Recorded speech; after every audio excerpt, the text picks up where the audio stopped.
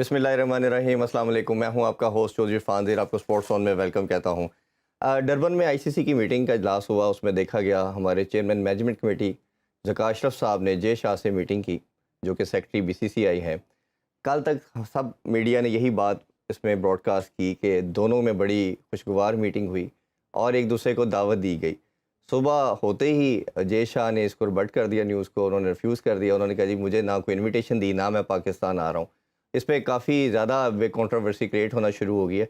इसके अलावा बहुत सी खबरें हैं। डिस्कशन के लिए मेरे साथ स्टूडियो में मौजूद है मैक हुक। अस्सलाम वालेकुम जी। और उनके साथ एक स्पेशल गेस्ट हमें दोबारा से ज्वाइन कर रहे हैं, ज़ार बाजवा साहब। अस्सलाम वालेकुम जी। वालेकुम सलाम, क्या हाल है? बहुत शुक्रिया आपका, बड़े टाइम बाद दोबारा आपकी आमद हुई। बहुत मेहरबानी आपकी, बड़ी खुशी हुई है दोबारा। नहीं, हम लोग तो काफ़ी मिस कर रहे थे आपकी प्रेजेंस को। It's nice to have you again. And I am also very excited to join you guys. जी इंशाल्लाह बड़ा ज़बरदस्त रहेगा आपके साथ दोबारा जर्नी। मैं स्टार्ट करते हैं हॉकी की न्यूज़ के। बहुत ज़बरदस्त न्यूज़, और हमने देखा कि 1990 के अंदर बड़ा इवेंट हमने होस्ट किया और अप्रॉक्सीमेटली 19 ईयर्स के बाद जो हमने देखा कि ओलंपिक्स का जो टूर्नामेंट है वो उसका क्वालिफाइंग राउंड खेला जाएगा पाकिस्तान में। कितनी बड़ी न्यूज़ है ये बहुत बड़ी न्यूज़ है पाकिस्तान हॉकी के लिए। हमें पता है ये हमारा कौमी खेल है।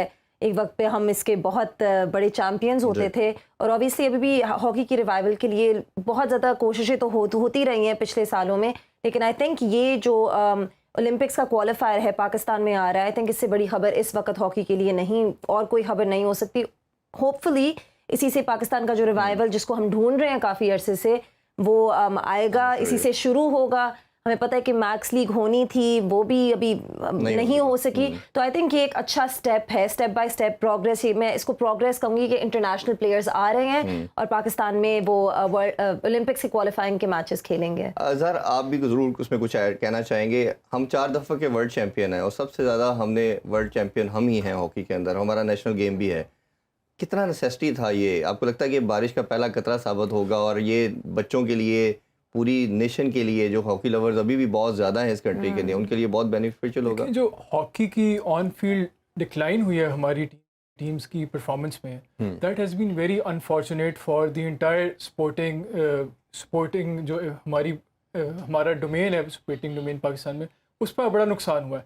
उसके वजह से अब क्रिकेट पे बहुत ज़्यादा फॉलो किया जा रहा है। क्रिकेट के जो भी टूर्नामेंट्स होते हैं, इवेंट्स होते हैं, उसको बड़ा एक्सेसिवली फॉलो किया जाता है। लेकिन उसके अलावा कोई और ऐसी स्पोर्ट रही नहीं जिस पे लोग इतना शौक से फॉलो करते हैं। पहले फॉलो करते थे हॉकी को, और जब से हॉकी का डिक्लाइन हुआ है उसमें भी लोगों का इंटरेस्ट लूज़ हो गया।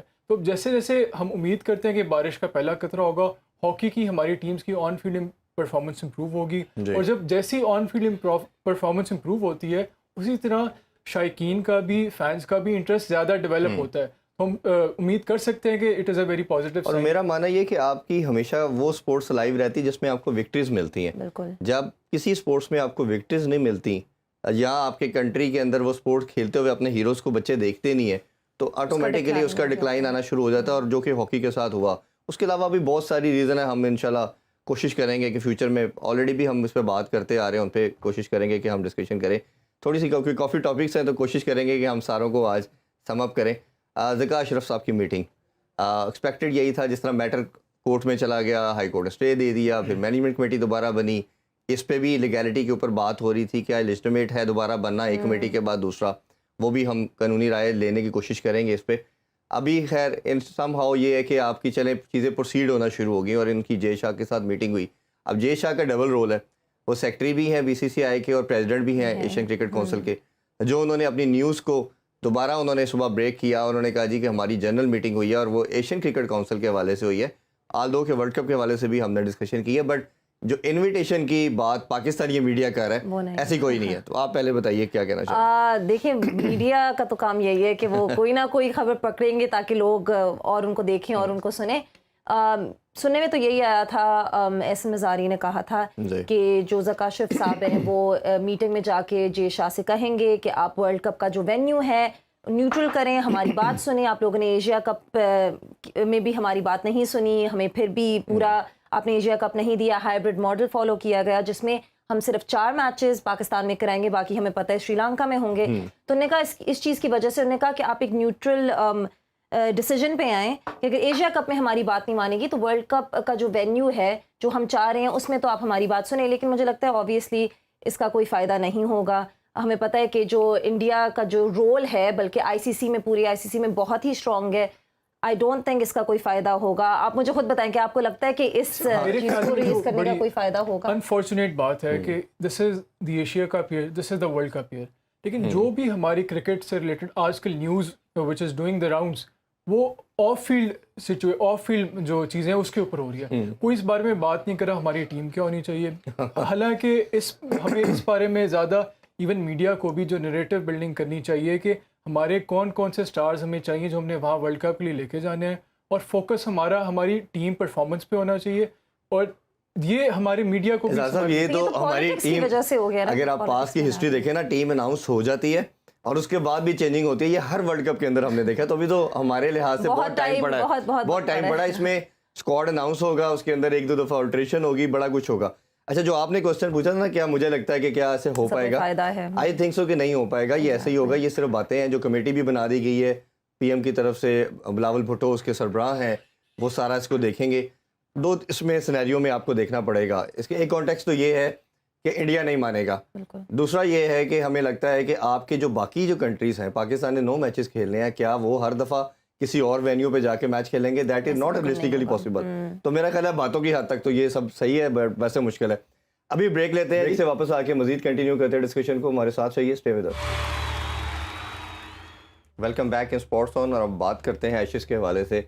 अगर टेस्ट क्रिकेट की खूबसूरती देखनी हो, मेरा ख्याल है कि जो उसकी ब्यूटी कह लें, उसकी एक ग्लोरी कह लें, और आपको रेजिलियंस नज़र आया, उसमें टेम्परामेंट नज़र आया, और मेरा ख्याल है इससे खूबसूरत क्रिकेट हो नहीं सकती। और जो माना जाता है, जो राउंड है टेस्ट क्रिकेट के, जो असल क्रिकेट की पहचान के ना रिकग्निशन है, वो टेस्ट क्रिकेट ही है।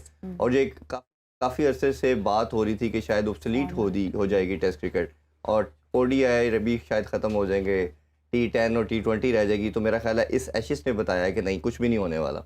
और जो इंटरेस्ट लोगों का सारी दुनिया में देखा गया, उधर तो चले था ही था, और हम लोग भी जिस तरह ग्लूड रहे स्क्रीन के साथ, वो दैट वाज अमेजिंग। कैसे देखा जी आपने टेस्ट मैच को? जिस तरह हम वाइट बॉल क्रिकेट की बात करते हैं, तो सबसे ज़्यादा एंटिसिपेटेड जो क्रिकेट का मैच होता है वाइट बॉल क्रिकेट में, वो पाकिस्तान इंडिया का होता है, whether it's a 50 over match और अ 2020। इसी तरह जब रेड बॉल क्रिकेट की हम बात करते हैं और टेस्ट क्रिकेट की बात करते हैं, तो सबसे ज़्यादा एंटिसिपेटेड टेस्ट क्रिकेट में जो मैच होता है वो ऑस्ट्रेलिया वर्सेस इंग्लैंड एशेज़ को लुक फॉरवर्ड किया जाता है। उसके कुछ रीज़न ये भी हैं कि अभी तक इंडिया पाकिस्तान में बायलैटरल सीरीज़ नहीं हुई काफ़ी अरसे से, तो जो इतने कांटेदार की जो राइवलरी है वो ऑस्ट्रेलिया में। जो आप बात कर रहे थे, लोग एक्सपेक्ट कर रहे थे कि T10 और T20 के बाद से टेस्ट क्रिकेट की तरफ लोगों का इंटरेस्ट कम हो जाएगा, लेकिन जो आईसीसी ने कुछ मेजर्स लिए हैं, जिस तरह आईसीसी टेस्ट चैम्पियनशिप का उन्होंने एक वो कंपटीशन बनाया, फॉर्मेट बनाया है, 2 साल का जो होता है, मुख्तलिफ टीम्स आपस में खेलती हैं, पॉइंट्स टेबल होता है, उससे एक तो इंटरेस्ट रिवाइव हो गया।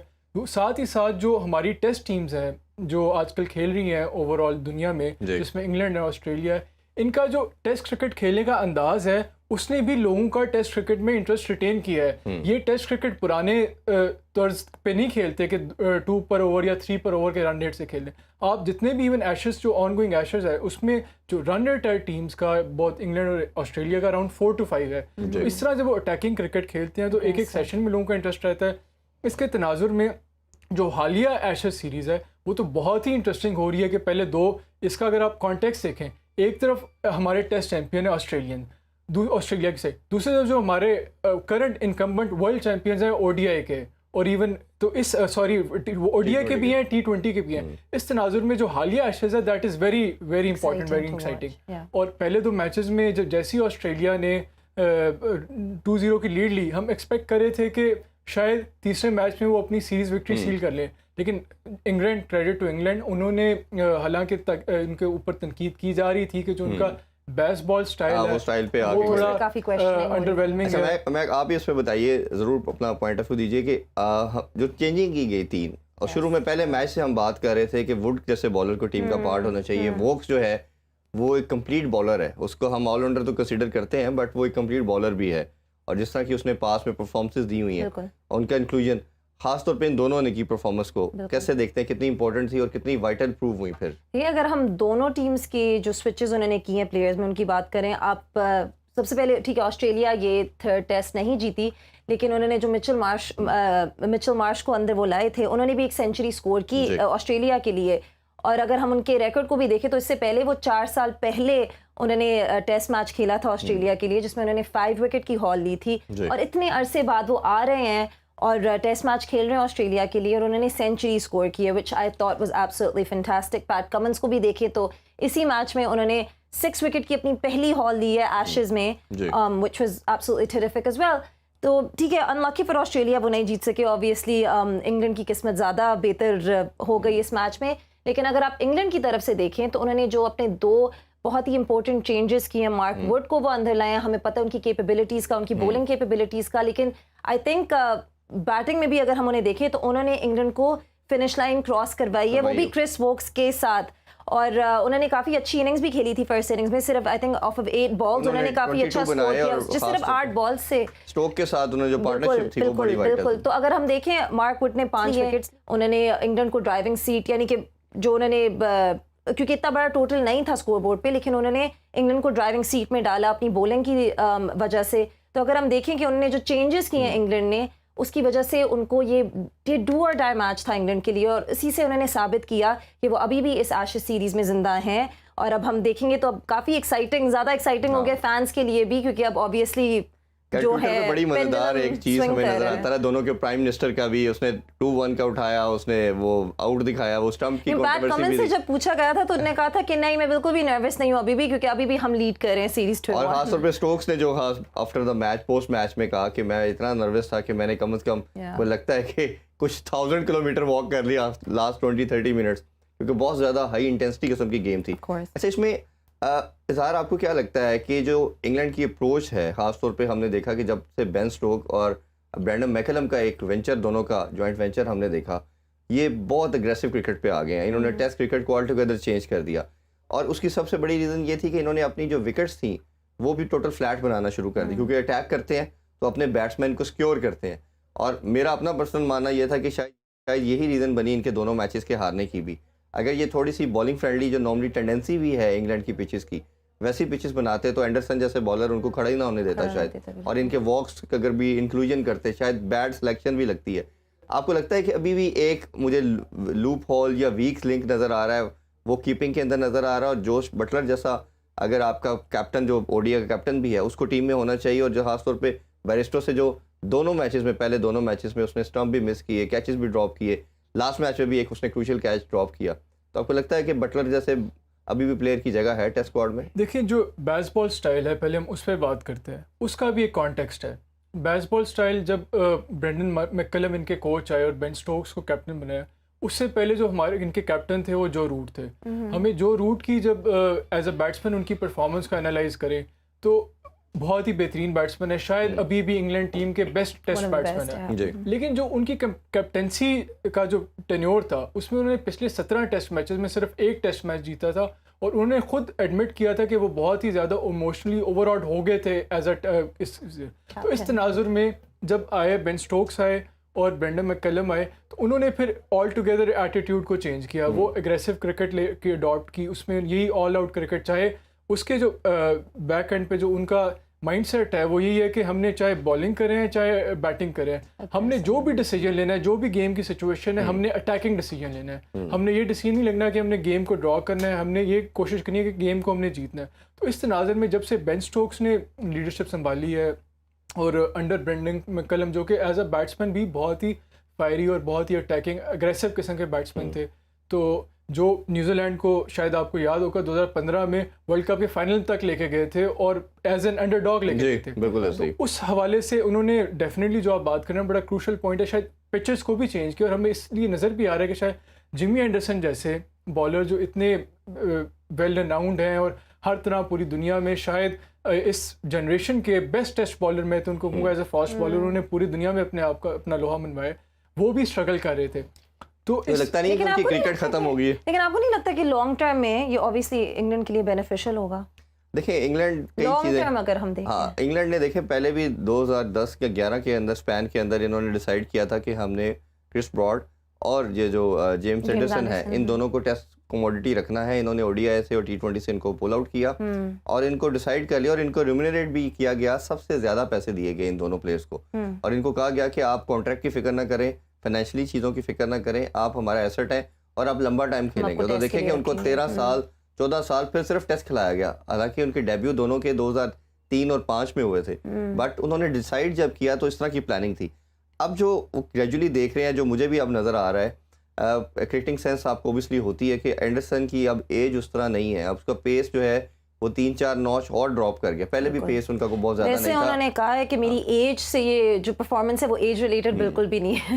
नहीं, कहने की हद तक तो वो ऑब्वियसली कह सकते हैं, बट कहेंगे तो यही आपके obviously, रिफ्लेक्सेस मैटर करते हैं, आपकी course. और चीजें मसल्स मैटर करते हैं। आप तो और स्पोर्ट्स वुमेन है, आपको पता है कि आपकी हर चीज में फर्क आता है एज के साथ। जो आप 25 या 30 में कर रहे हैं, 40s में वो नहीं कर हर सकते। स्पोर्ट के लिए डिफरेंट होता है, बट क्रिकेट के लिए और फास्ट बॉलर के लिए ऑब्वियसली, फिर प्लस जो उनके साथ ज्यादती की गई है मेरा ख्याल में, कि अगर ऐसी आपने डिसाइड कर लिया था ईसीबी ने कि ऐसी विकेट बनानी है तो उनको रेस्ट देना चाहिए था, उनको ना खिलाते, उनका मोराल शेटर ना होता।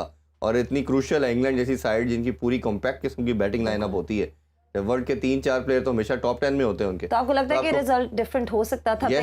पहले दो मैचेस में अगर मार्क वुड और क्रिस वोक्स को पहले ही मौका दिया पहले ऐड कर लेते तो मेरा ख्याल है इंग्लैंड वो दोनों मैचेस इजीली जीत जाता। और अभी भी मेरा मानना यह है, जिस तरह मैंने कहा कि बटलर की स्पेस बनती है, आप ये भी कर सकते हो कि बेरेस्टो को एज ए पूरा बैट्समैन खिला सकते हैं। Bairstow is a complete batsman, और आप उसमें ये कर सकते हैं कि आप बटलर को एज ए कीपर खिलाएं। और क्योंकि अभी भी तीसरा भी एक वीक लिंक इनमें नजर आ रहा है, मोइन अली का भी। मोइन अली ने ऑलरेडी 2 विकेट्स तो ले चुका है, लेकिन वो अगर आप रूटीन में देखें तो उनकी वो उस तरह कंसिस्टेंट परफॉर्मेंस नहीं है। उनकी जो लेंथ है वो T20 की बॉलिंग के अकॉर्डिंगली है या ओडीआई है, तो वो आपको पता है इजी टू मेक रन्स के पोजीशन में अपनी अपोजिशन को ले आते हैं।